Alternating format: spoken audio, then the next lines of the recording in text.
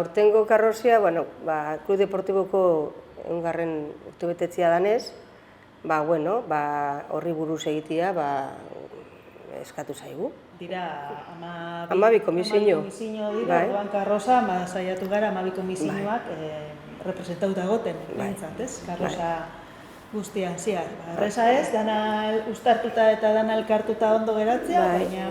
Detailetxo asko dakan karroza bat, igual ibilbidean ez zara danarekin gelditzen, baina tontorrian urkoko busoia topa baldugu, bai? Eta hortik gesten baldin bagara,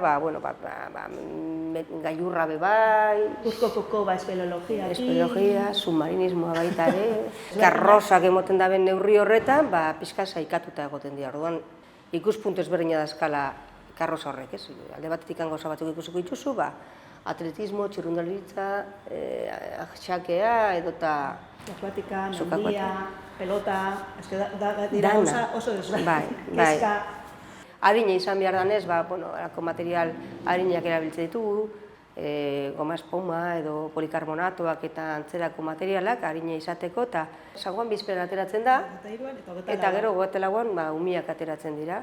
Ume batzuekin hemen alako jolas moduan bebai indituzte alako pieza batzuk, piezak handia dira normalian, 4 metrotako altura daka karrozia. Pentseizu alako ejemplo bat, San Blas pieza handi bat ikusi zelako neurria dakan, ez? Edota argazki kamera handi bat, erraldoi bat, ze eskala duen, ez?